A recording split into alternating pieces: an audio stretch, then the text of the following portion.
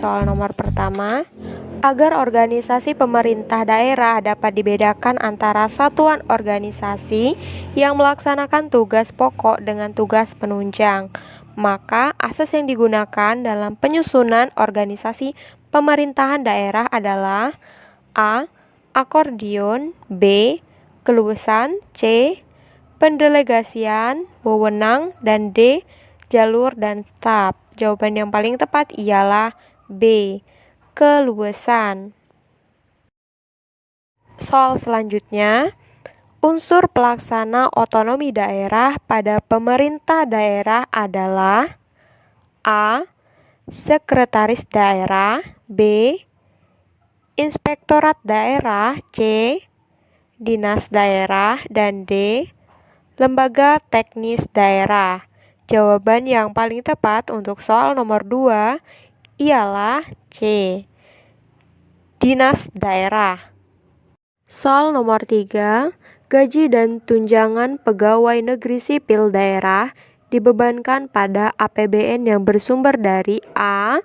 Dana alokasi umum, B. Dana alokasi khusus, C. Dana perimbangan, dan D. Dana darurat. Jawaban yang paling tepat ialah A. Dana alokasi umum. Perlu sahabat-sahabat ketahui bahwa gaji dan tunjangan pegawai negeri sipil atau PNS daerah itu dibebankan pada APBN yang bersumber dari dana alokasi umum atau biasa disingkat dengan DAU. Soal selanjutnya yaitu soal nomor 4. Pengembangan pengetahuan, keterampilan, dan sikap PNS daerah agar mampu melaksanakan tugas pemerintahan dan pembangunan dilakukan melalui A. Diklat dalam jabatan, B. Diklat prajabatan, C. Diklat fungsional, dan D. Pengembangan melalui transfer. Jawaban yang paling tepat ialah A. Diklat dalam jabatan. Soal nomor 5, maksud dan tujuan penyerahan kewenangan kepada pemerintah di daerah secara operasional adalah A. Menjaga keutuhan Negara Kesatuan Republik Indonesia, B. Melakukan ketentuan dan amanat Undang-Undang 1945, C. Meningkatkan efisien dan efektivitas penyelenggaraan pemerintah, dan D. Menertibkan pelaksanaan tata pemerintah menuju good governance. Jawaban yang paling tepat untuk soal nomor 5 ialah C. Meningkatkan efisien dan efektivitas penyelenggaraan pemerintahan. Soal nomor 6. Dalam konteks otonomi daerah, kewajiban vertikal mengandung pengertian sebagai A. Kekuasaan untuk mengatur dan mengelola sendiri pemerintahan, B. Kekuatan untuk menjalankan pemerintahan sebagaimana mestinya, C. Kekuatan untuk menjalankan pemerintahan dalam ikatan negara, dan D. Kemampuan untuk memaksakan kehendak. Jawaban yang paling tepat ialah C. Kekuatan untuk menjalankan pemerintahan dalam ikatan negara. Soal selanjutnya. Soal nomor 7. Pengawasan dalam bentuk supervisi dan inspeksi merupakan pengawasan A. Internal, B. Eksternal, C. Langsung, dan D. Tidak langsung. Jawaban yang paling tepat ialah C. Langsung. Soal nomor 8. Wujud pengawasan represif terhadap penyelenggaraan pemerintah daerah antara lain A. Pengesahan pejabat berwenang terhadap peraturan daerah, B. Pembatalan peraturan daerah, C. Pemberlakuan standar pelayanan minimal, dan D. Evaluasi laporan penyelenggaraan pemerintah daerah. Jawaban yang paling tepat ialah B. Pembatalan peraturan daerah. Soal nomor 9. Inspektorat Kabupaten merupakan unsur pengawas penyelenggaraan pemerintah daerah yang bertugas melakukan pengawasan dalam hal A. pelaksanaan urusan pemerintahan di daerah kabupaten. B. Pembinaan atas penyelenggaraan pemerintahan daerah kabupaten. C. Pelaksanaan pembinaan atas penyelenggaraan pemerintahan daerah. Dan D. Pelaksanaan dekonsentrasi dan tugas pembantuan. Jawaban yang paling tepat ialah A. Pelaksanaan urusan pemerintahan di daerah kabupaten.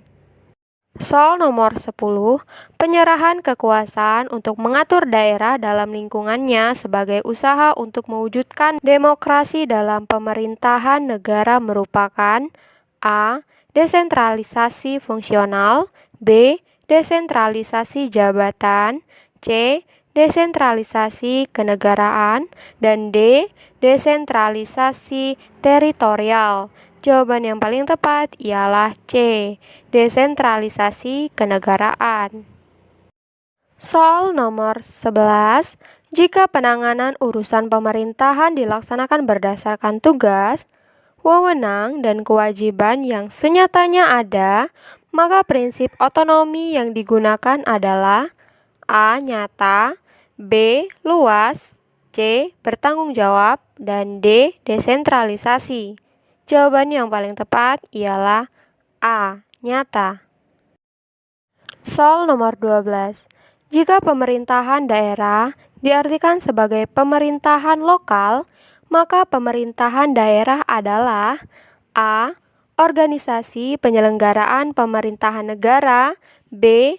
Kegiatan pemerintahan yang dilaksanakan pemerintahan daerah, C. Organisasi yang memimpin pelaksanaan kegiatan pemerintahan, dan D. Wilayah pemerintahan atau daerah otonom dalam konteks Indonesia. Jawaban yang paling tepat ialah B. Kegiatan pemerintahan yang dilaksanakan pemerintah daerah. Soal nomor 13. Kendala dalam memberikan pelayanan kepada masyarakat yang bersumber dari pengaruh lingkungan birokrasi antara lain A. Kesenjangan pemerintah dan masyarakat, B. Keterampilan birokrat, C. Kepekaan birokrat, dan D. Keterbukaan pemerintahan. Jawaban yang paling tepat ialah D. Keterbukaan pemerintah. Kita lanjut soal ke-14, bentuk pelayanan publik yang dilakukan oleh pemerintah daerah antara lain adalah A. Pengaturan perdagangan kaki lima, B. Perlindungan dari banjir, C. Pemeliharaan hutan, dan D. Pasar. Jawaban yang paling tepat ialah C. Pemeliharaan hutan.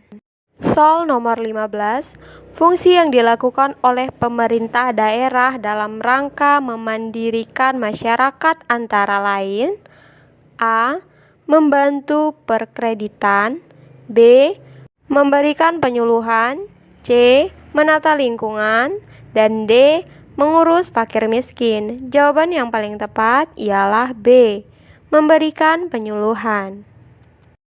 Soal nomor 16, hak anggota DPRD untuk mengajukan rancangan peraturan daerah merupakan hak A. Angket, B. Inisiatif, C. Kontrol, dan D.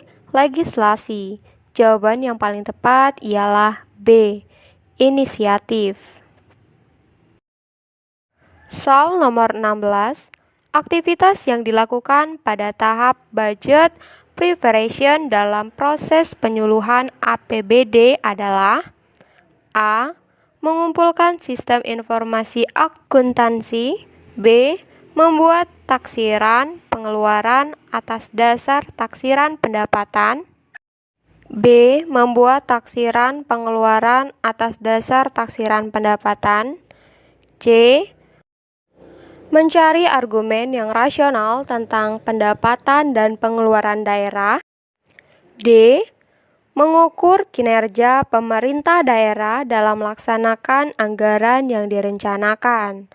Jawaban yang paling tepat ialah B.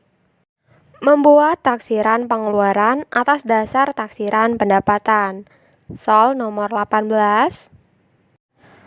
APBD merupakan alat politik jika digunakan untuk A. Mengendalikan efisiensi pengeluaran, B. Menentukan indikator kinerja dan tingkat pencapaian strategi, C. Menstabilkan ekonomi dan mendorong pertumbuhan ekonomi, D. Memutuskan prioritas dan kebutuhan keuangan terhadap prioritas tersebut. Jawaban yang paling tepat ialah D. Memutuskan prioritas dan kebutuhan keuangan terhadap prioritas tersebut. Soal nomor 19. Kebijakan pemerintah dibuat dan diterbitkan oleh A. Negara, B. Lembaga, C. Undang-undang, dan D. Pemda. Jawaban yang paling tepat ialah A. Negara. Soal terakhir, soal nomor 20. Pimpinan eksekutif daerah provinsi adalah A. Gubernur dan wakil gubernur, B. Gubernur dan ketua DPRD, C. Ketua DPRD dan wakil ketua DPRD, dan D. Gubernur, DPRD, dan kejaksaan. Jawaban yang paling tepat ialah A. Gubernur dan wakil gubernur.